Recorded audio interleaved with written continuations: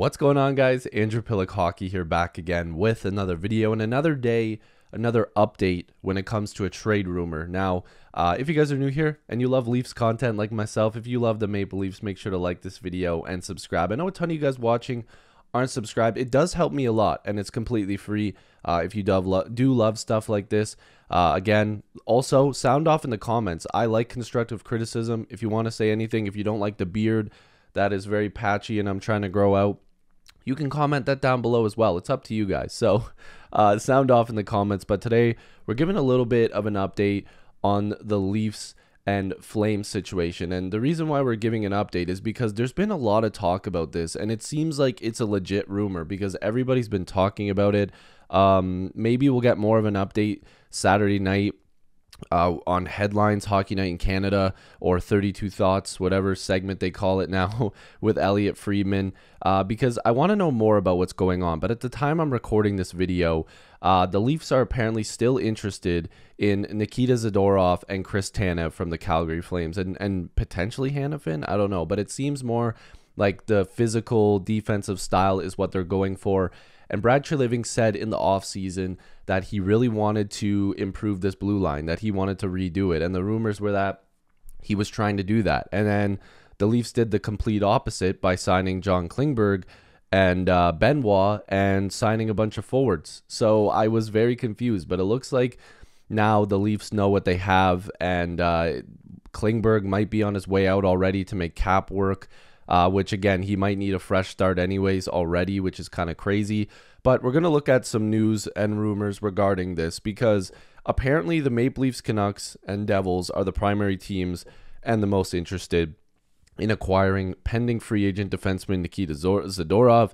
And, of course, the Leafs are also interested in Chris Tanev, like I said before, and they've been interested in him for years now. Going back to when he was playing elsewhere. They literally have been always looking at him. But the Flames are listening on these guys, but they've got no hurry because, of course, the deadline is in March. But it seems like teams are already asking about Zadorov specifically because he's just requested a trade. His agent put on Twitter that, or X, whatever you call it, that he was already looking for a trade. Now, I think that there's some obvious connection because we need defensemen, and it's been rumored that a Leaf player apparently said that's what we need on this team when Zadorov hit a Maple Leaf, hit Bertuzzi, I believe it was, and then there was no response.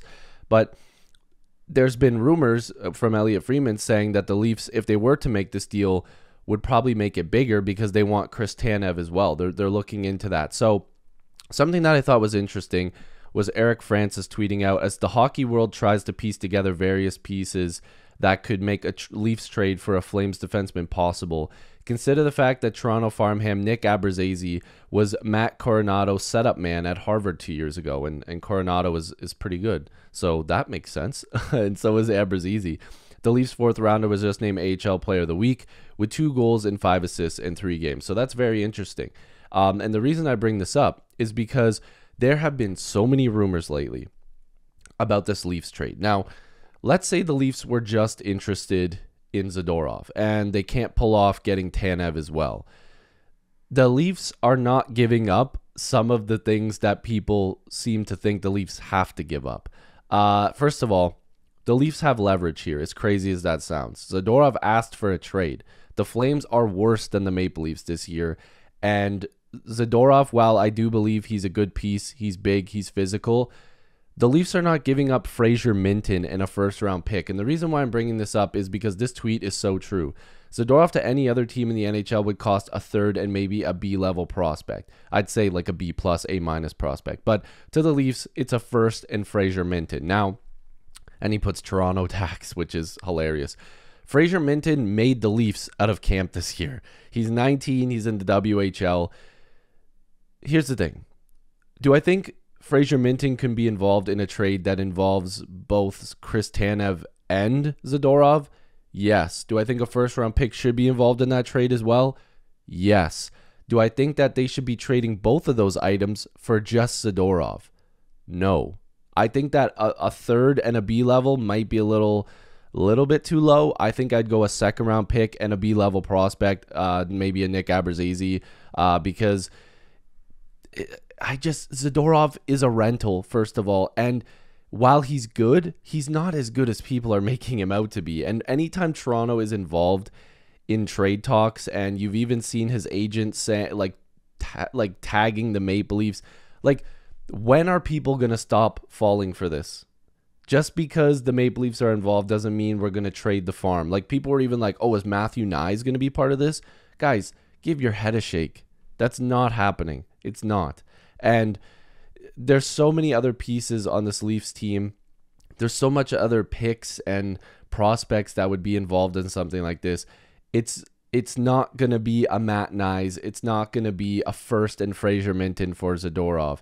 If a trade like this happens, you're going to see a mid-level pick. And I would even say I would push a second-round pick and a nice prospect like an Abruzzese or, you know, a Ty Voigt or something like that. You're not going to see a Fraser Minton or a Matt Nyes. Now, like I said, a Fraser Minton could be involved in a trade package if you're getting Tanev as well, because you're going to be sending Klingberg the other way.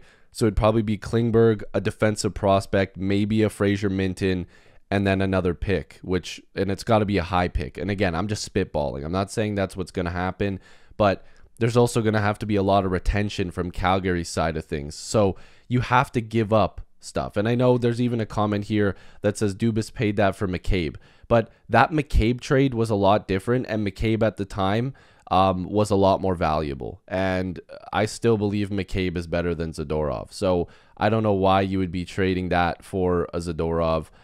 You're not going to give that up for Zadorov. A first in Minton is not happening. So if you're seeing these rumors that are calling for the Leafs to trade a first round pick and a good prospect like Fraser Minton for a rental defenseman that's just physical and plays decent minutes, like, he's playing the same amount of minutes as Mark Giordano, right? He should be playing more minutes, but with the Maple Leafs, I don't know how much time he would be playing. Like, I don't know if he would just replace Gio's minutes or if he would get a bump in minutes because you already have McCabe.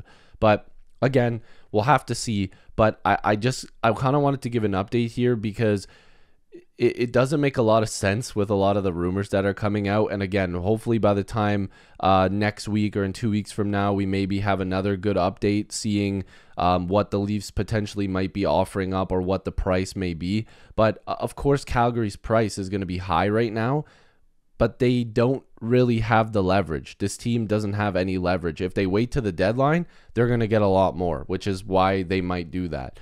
But if the Maple Leafs are calling and offering up that much, then they would have taken it already. That's not what's being offered. You can guarantee yourself that Calgary would have taken a first in Fraser Minton for Zadorov.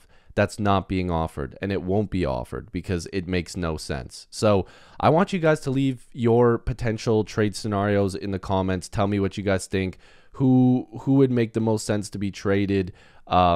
And for what? And do you think the Leafs should go out there and get both Zadorov and Tanev from Calgary? That would definitely bolster that blue line. It would make them a lot better defensively. So if you guys are new here, like this video and subscribe. Like I said, so many of you guys watching these videos always comment and like, and I see the percentages, I see the numbers, but you don't subscribe. I'd really appreciate it. And leave suggestions down below. I will definitely take your suggestions and we can make videos on them. So I love and appreciate you guys. Thank you so much for watching. And hopefully I'll see you in the next video or stream. Peace.